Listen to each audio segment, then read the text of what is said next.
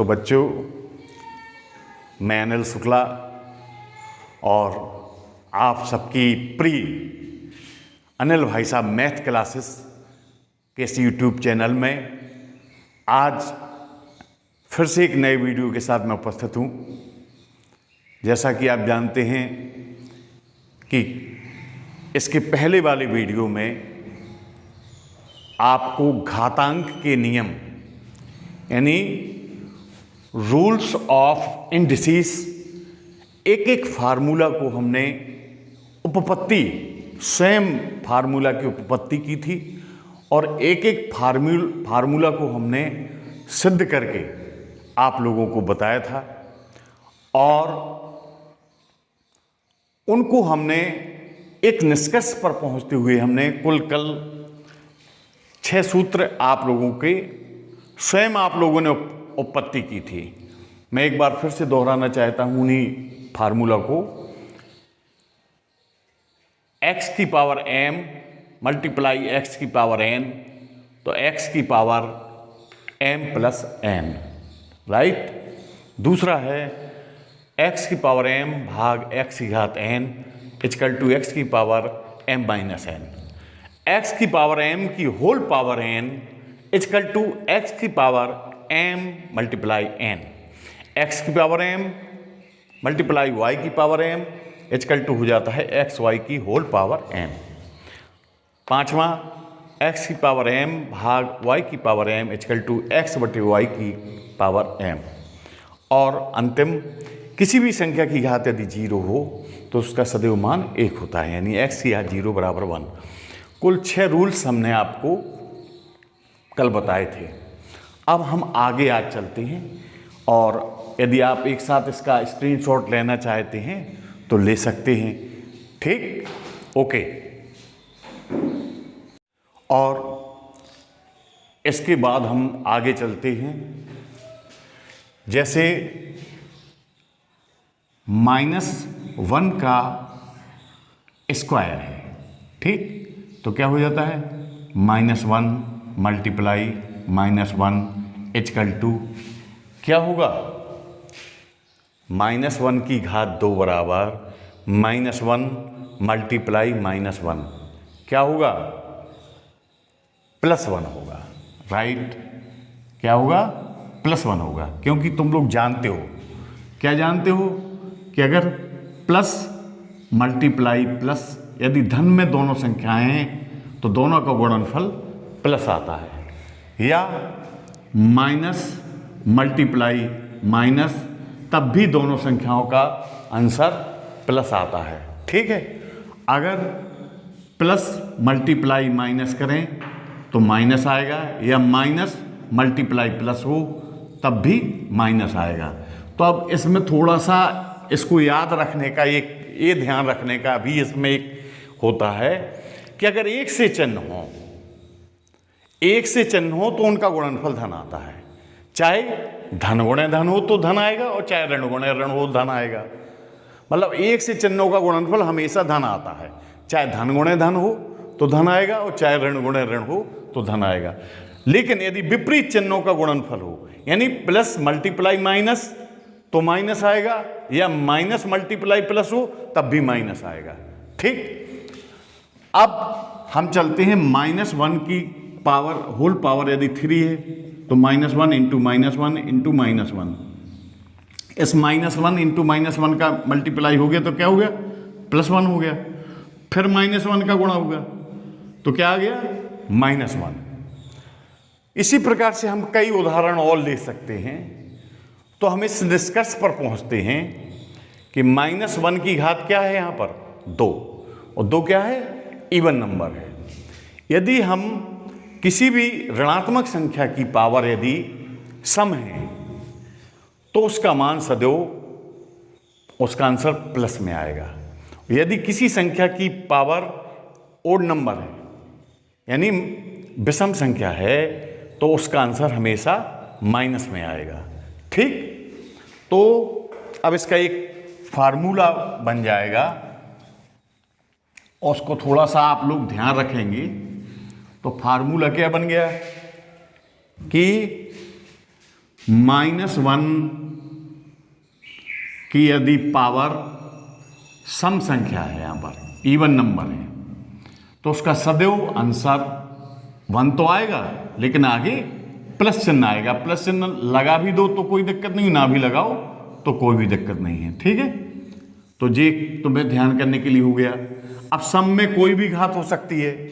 सम में 2, 4, 6 सम संख्याएं तुम लोग जानती हो, हमने एक एक सम संख्या बता दी थी। या यदि -1 की पावर, यदि -1 की होल पावर यदि माना कि 648 है, तो इसके इकाई के अंक पर 8 है, 2 से विभाज्य होगी, तो इसका आंसर कितना आ जाएगा? +1 आएगा।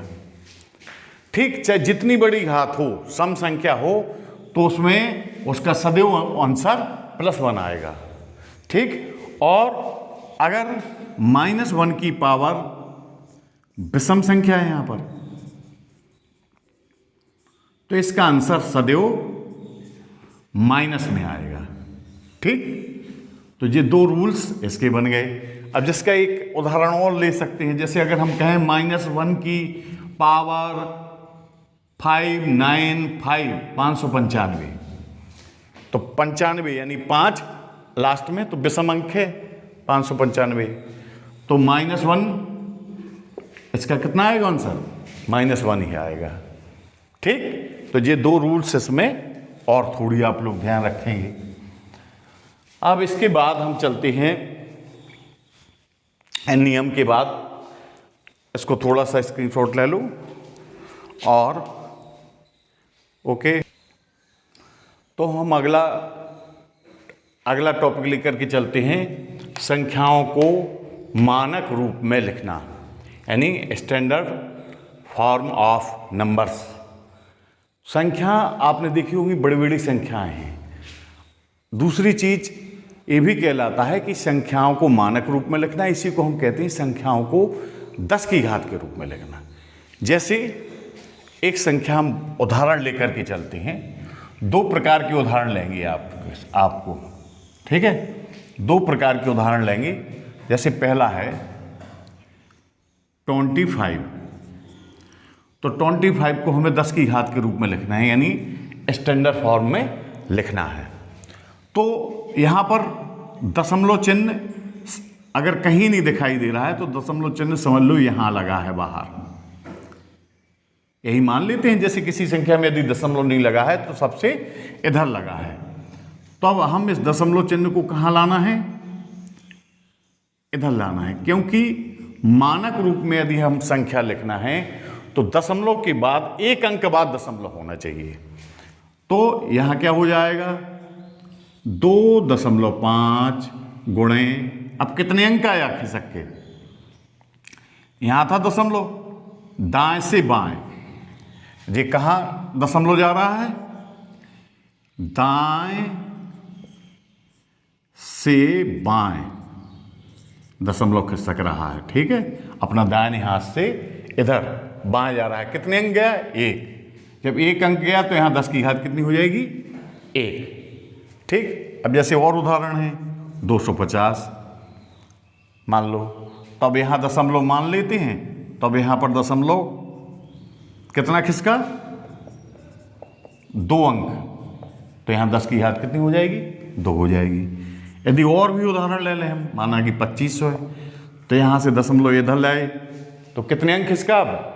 अब खिसका 1, 2, 3, यानी 2.5 गुणे 10 की घात 3 हो गया। और उदाहरण ले लो,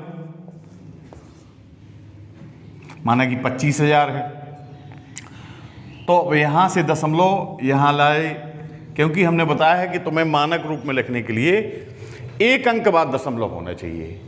ठीक है, तो यहां क्या हो जाएगा? 2.5 गुणे 10 की घात 4, यानी कितने अंक खिसक गया? 4 अंक खिसक गया। ठीक है, इसी प्रकार से हम और उदाहरण देखते हैं। अब हम आते हैं दूसरे प्रकार के उदाहरण में। माना कि अगर लिखा है 0.25, अब इसमें दशमलव तुम्हारा इधर आना है, किधर जा रहा है? अब बाएं से दाएं,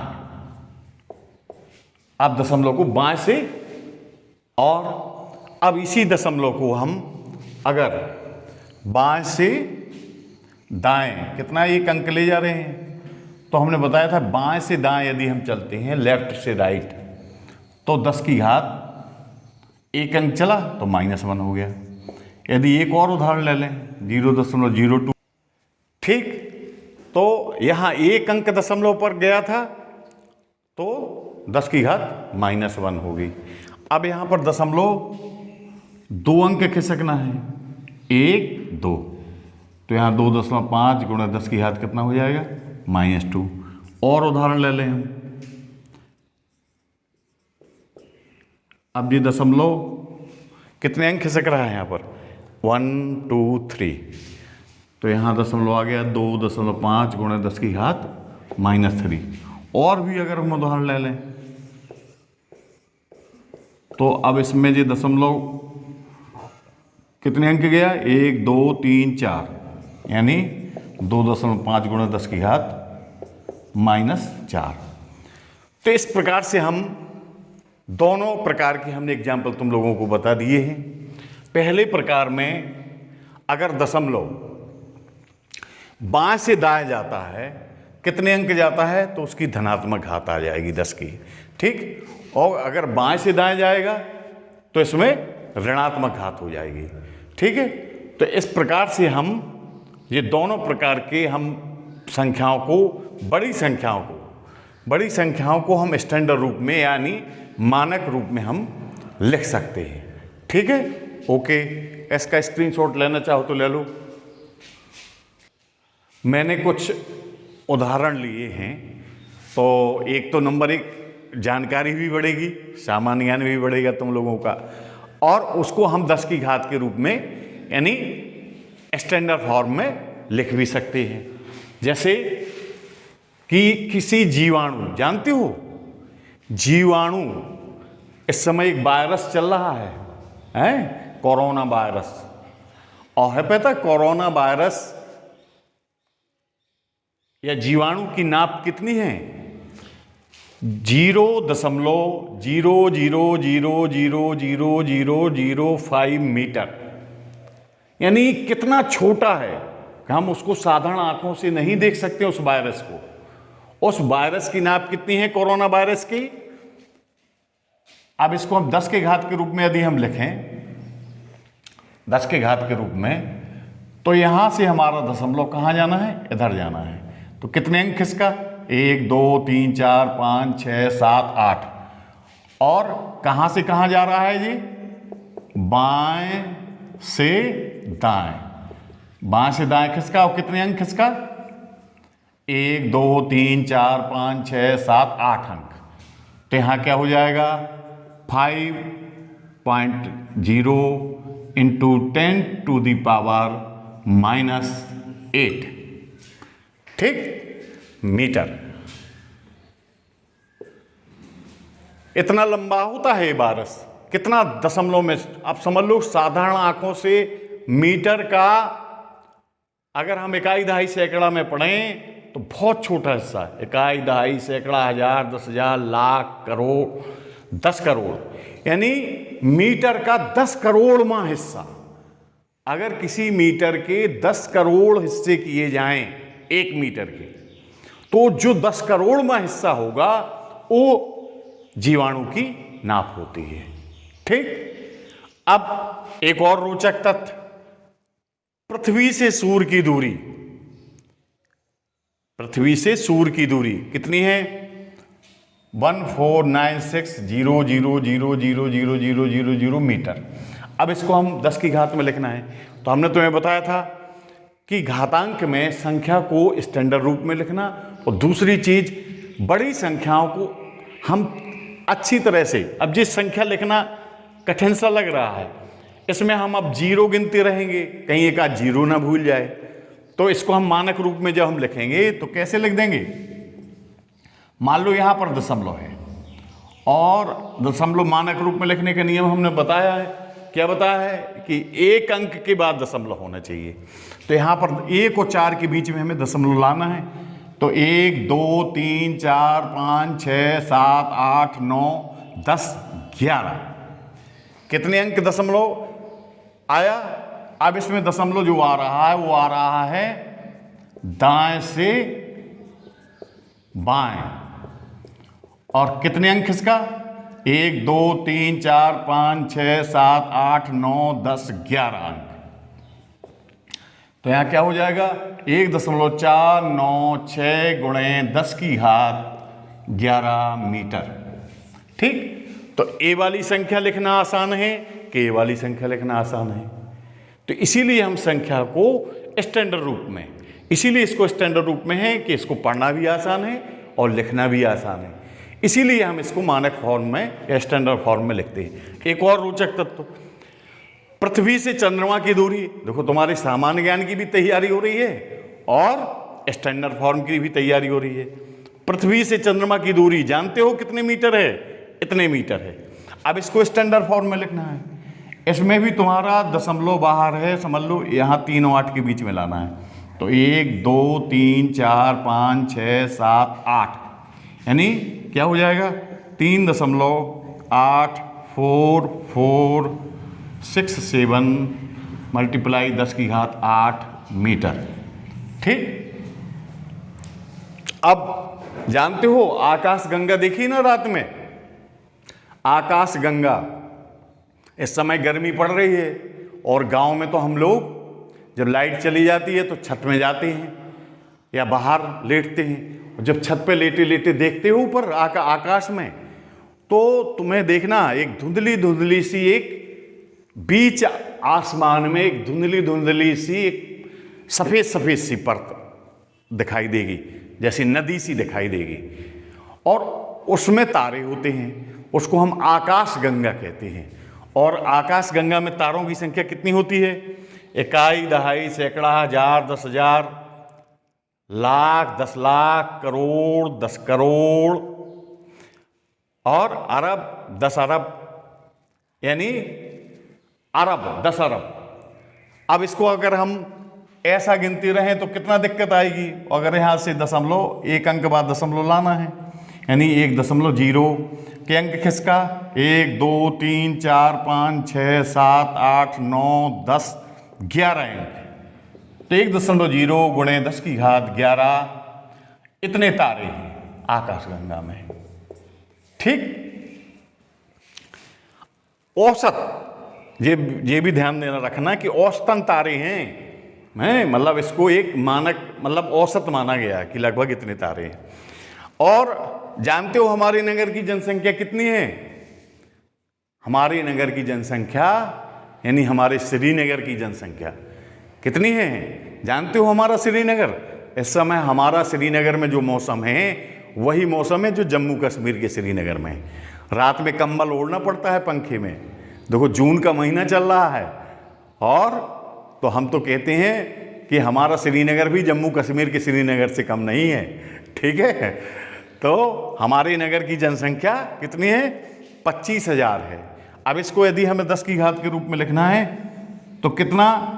1 2 3 4, यानी 2.5 गुणे 10 की घात 4। तो जी कुछ हमने रोचक तथ्य लिए जिसमें आपका इंटरेस्ट भी बढ़ेगा, जानकारी भी बढ़ेगी और हम मानक रूप में भी हमने लिखना सीखा।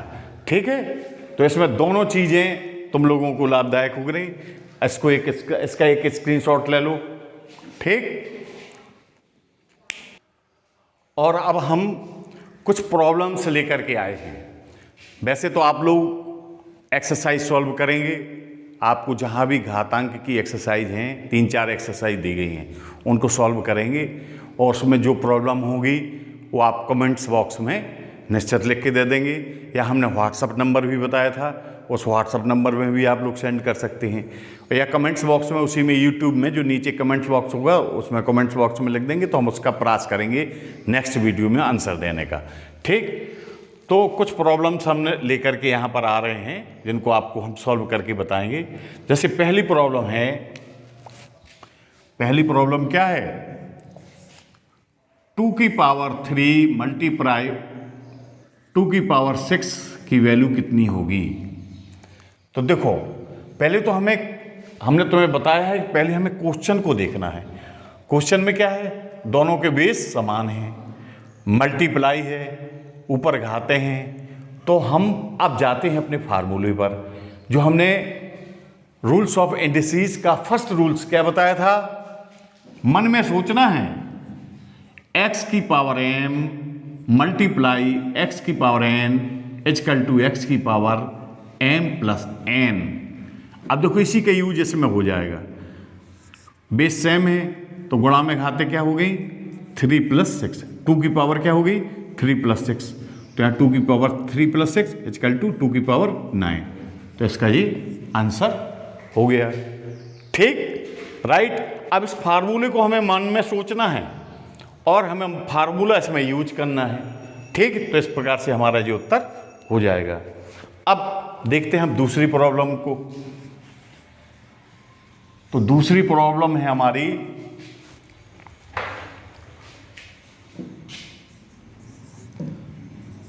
5 की पावर 9 मल्टीप्लाई 5 की पावर 4, ये भाग का चिन्ह हो गया, डिवाइड 5 की पावर 8। अब देखिए थोड़ा सा भ्रम करने का सवाल, इसमें यानी मल्टीप्लाई भी है और डिवाइड भी है, दोनों इसमें चिन्ह प्रयोग किए जा रहे हैं। यानी इसमें जो हमने रूल्स ऑफ इंडिसेस लिखवाए हैं, फर्स्ट रूल्स और सेकंड रूल्स, दोनों रूल्स इसमें लागू होंगे। ठीक है, तो मल्टीप्लाई में क्या होता है, बेस समान है तीनों के, 5 बेस है। ठीक है, तो मल्टीप्लाई में क्या होता है, घातें जुड़ जाती हैं और डिवाइड में घातें घट जाती हैं। कोई आपको अगर कोई दिक्कत हो तो बताओ, हमने एक साथ कर दिया है। ठीक है, तो मल्टीप्लाई में जो 9 प्लस 4 हो गया, यहाँ डिवाइड था तो यहाँ -8 हो गया। अब 9 प्लस 4 कितना हो जाएगा 13 माइनस 8, 13 में से 8 गया तो कितना आंसर आ गया 5 टू द पावर 5, यानी 5 की घात 5। ये आंसर हो गया तुम्हारा। ठीक है, आगे समझ में कोई दिक्कत तो नहीं है इसमें। ठीक, इस प्रॉब्लम को पूरा समझ में आ गया, राइट। अब हम चलते हैं तीसरी प्रॉब्लम की ओर। तीसरी प्रॉब्लम है, ये तो बिल्कुल मौखिक है, 15 की पावर 0 का मान कितना होगा। तुम लोग जानते हो हैं रूल्स ऑफ डिसीज में कि अगर किसी भी संख्या की घात यदि 0 हो तो उसका मान 1 होता है। तो यहाँ 15 की घात 0 का मान भी 1 होगा आंसर। वेरी सिंपल क्वेश्चंस हैं। ठीक, अब इसके बाद हम चलते हैं नेक्स्ट प्रॉब्लम। तो नेक्स्ट प्रॉब्लम क्या है हमारी, नेक्स्ट प्रॉब्लम है 4th नंबर, 3 की पावर -2 मल्टीप्लाई 3 की पावर 5। देखो मल्टीप्लाई है, बेस समान है, रूल्स ऑफ इंडिसेस का पहला रूल्स लागू होना है, लेकिन अब यहाँ माइनस लिखा है तो माइनस लिख देंगे घात, -2 प्लस 5, यानी x की घात m मल्टीप्लाई x की घात n बराबर x की घात m प्लस n, यानी रूल्स ऑफ डिसीज का पहला नियम लागू हो गया। लेकिन अब +5 है वो -2 है, तो कौन सी संख्या बढ़ी है, प्लस की संख्या बढ़ी है, तो 5 में से 2 माइनस हो जाएंगे, तो कितना बचा 3। तो इसका आंसर कितना आ जाएगा 3 की पावर 3। कोई प्रॉब्लम? ठीक, ओके। चलिए अब हम चलते हैं 5वीं नंबर प्रॉब्लम को लेकर के। 5वीं नंबर क्या है, 5वीं नंबर है 2 की पावर 3 की होल पावर 5, यानी घात के ऊपर घात। हम जानते हैं रूल्स ऑफ इंडिसेस में कि यदि x की पावर m की होल पावर n हो तो घातों का मल्टीप्लाई हो जाता है। ठीक, इस रूल को ध्यान में लेकर के हम चलेंगे तो यहाँ क्या हो जाएगा 2 की पावर 3 मल्टीप्लाई 5, यानी 2 की पावर 15, तो ये आंसर हो जाएगा। ठीक, राइट। अब इसके बाद लास्ट प्रॉब्लम में जाते हैं। देखो ये इस प्रकार की प्रॉब्लम बड़े बड़े कंपटीशन में भी आ जाती हैं, ऐसा नहीं है जो छोटे छोटे क्वेश्चन IAS तक के टेस्ट में आ जाती हैं। अब देखो ये वाला क्वेश्चन -1 की पावर 6th नंबर जो प्रॉब्लम है, -1 की होल पावर है 999, इसका मान कितना होगा हैं? तो अब हमारा पहला तो है, हमने तुम्हें बताया अभी इसी वीडियो में बताया है स्टार्टिंग में कि यदि -1 की पावर यदि सम में हो तो उसका आंसर +1 आएगा। अगर -1 की पावर विषम हो, विषम संख्या हो, तो उसका आंसर हमेशा माइनस में आएगा। तो 999 पर हम गौर करते हैं। 999 क्या है, सम है कि विषम है? बताइए 999 क्या है? तो 999 राइट, 999 एक विषम संख्या है। ठीक, तो विषम संख्या है यानी -1 की पावर एक विषम संख्या है, और जब विषम संख्या यदि है ऊपर तो इसका आंसर माइनस में ही आएगा, -1। ठीक, तो इसको हमें लिखने की आवश्यकता नहीं है, वो तो हमने तुम्हें जानकारी के लिए लिख दिया है। कुल मिला के सीधा इसका आंसर आ जाएगा -1, क्योंकि -1 की पावर 999 है। ठीक, तो इस प्रकार से हम जो है ये हमने प्रॉब्लम बता दी है आपको। अब आपको घातांक के जितने भी सूत्र हैं उनको ध्यान से, और प्रश्नावली जितनी आपको घातांक की दी गई हैं, 4-5 प्रश्नावली दी गई हैं आपको, खासतौर से 7th क्लास में दी गई हैं और 9th क्लास में भी दी गई है एक प्रश्नावली, ध्यान रखना। 9th क्लास में भी दी गई है और 7th क्लास में भी दी गई है। तो उन एक्सरसाइज को 9th वाले बच्चे भी अपनी 9th की सॉल्व कर सकते हैं। कुछ बड़ी प्रॉब्लम्स भी हो सकती, तो आप लोग निश्चित हमें प्रॉब्लम लिख के देंगे। वैसे इतना हमने समझा दिया है कि हमें विश्वास है कि आप लोग पूरी प्रश्नावली को लगा लेंगे। और बिल्कुल बहुत ही आनंद आ रहा है। कल फेसबुक लाइव आप लोगों को इसका जो वीडियो बनाया था हमने, रूल्स ऑफ इंडिसेस का पार्ट 1, उसमें दोनों चीज़ें एक साथ हो रही थी, यानी फेसबुक लाइव भी हो रहा था और यूट्यूब का भी वीडियो अपलोड हो रहा था।